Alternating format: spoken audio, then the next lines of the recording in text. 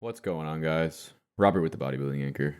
Michal Krizo dominated the IFBB Elite Pro in Europe for many years, winning 13 out of 14 shows, 5 of these being Arnold Classics. He was the face of the Europe-based organization. Krizo stands at 6'1", weighing at around 290 pounds, and he is only 31 years old, so we know he has many years left of competing and a lot of time to make the needed improvements. Krizo started his IFBB Pro journey by competing in the Olympia amateur show in Italy, where he would win his pro card on his first attempt. This was accomplished very easily as he completely dominated the show and had no problem winning the overall. Someone that has 14 wins in another IFBB division, this really isn't surprising. After winning this show though, Krizo took some criticism on Instagram from some other IFBB professionals, that being Ian Valliere and Blessing Owabadu. The comments were very unprovoked in my opinion, and instead of congratulating him on his pro card win, they made jokes as if Krizo wasn't good enough and that just because he won a pro card didn't mean shit. You actually have to win a pro show to be anybody. That's how I interpreted it at least. But jokes were on Ian and Blessings because 1 month later, Krizo competed in the Prague Pro and won, earning his first pro show win and most importantly, qualification to the 2022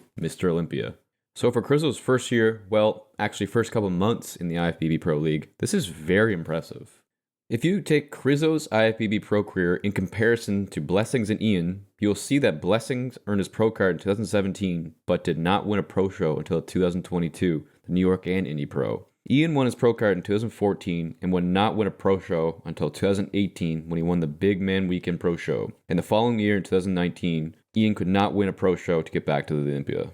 So in comparison, knowing all of these facts, you might say that Krizo is off to a much better start than both of these guys, and they have no reason to be talking any shit like they did. At the 2022 Olympia, Krizo placed in 12th place, just behind Ian in 11th, and well, Blessings didn't even place, became 16th with essentially just last.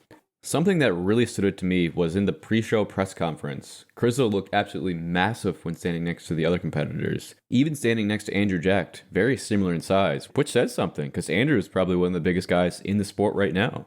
Krizo's package he brought to the show though wasn't his best. His conditioning was off in my opinion. You could see that he was still holding some body fat on his stomach with barely any abdominal detail. And the detail on his hamstrings was almost non-existent really. His posing also needs a lot of work. When he gets worked in the posing rounds, he can become shaky, lose control of his midsection, and become visibly out of breath and sweaty. And this is all not acceptable when you're in the Mr. Olympia. When they work you hard, you need to be able to keep up. If you can't keep up with the Mr. Olympia posing rounds, you're never going to make it. Because once you start losing control, that's when the points get deducted, and you cannot recover from that. But besides Krizo not bringing his best conditioning, and also with the poor posing, his biggest flaw by far is his back. In comparison to the rest of his body, it is not proportionate. In order to be competitive, he really needs to bring this up. On the front double, his lats are almost non-existent, which really hinders his pose. And all of his back shots are definitely his weakest, especially the back lat spread. But in the back double bicep, even with his lacking back, his massive arms make a huge difference and kind of bring the pose together, making it probably his best shot from the back. So if Krizo can bring up his back even slightly, he's going to make this a very dangerous pose for him. Krizo also brings big quads with good detail, nice round cap delts, lots of thickness, and a very impressive most muscular, good density and hardness. His sheer size alone really is enough to turn heads. And he has already caught the attention of some former IFBB pros like Milos and Jay, who had nothing but good things to say, and they both think he has a very bright future in the IFBB. Milos said, "Pictures and videos don't capture the real look, I promise you that. Michal looks much more impressive in person. Sheer size and muscle size can really be appreciated only to the naked eye when you see him in person." Milos' only criticism was that he needed a bigger back, and I definitely agree with that. Milos also said he wasn't challenged in the Elite League, so he didn't have to push his limits. And I think this statement is spot on.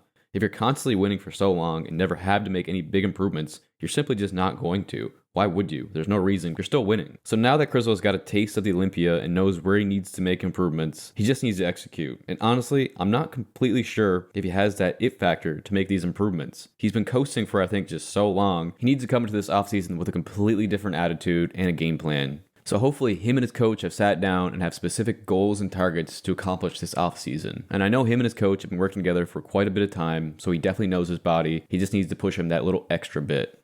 Krizo actually doesn't post many updates on Instagram. So far, he has not posted any shots of his back, mostly just of his arms and chest. His arms are looking very big, and he seems to be keeping and conditioning pretty tight this offseason, actually. A very good approach to keep the waist in and be able to bring better conditioning to his next show.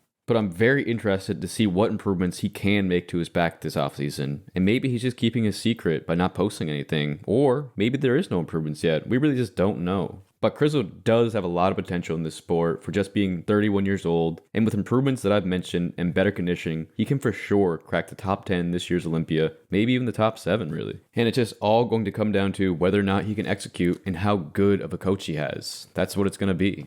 So let me know what you guys think. Do you think if Krizo can bring up his back a bit, he can crack the top 10 or 7? Let me know. I'd be very interested to see you guys' opinion. But anyway, guys, that's going to do it for this one. Please like and subscribe if you enjoyed this content. I would really appreciate the support. Hope you guys have a great day, and I'll see you in the next one.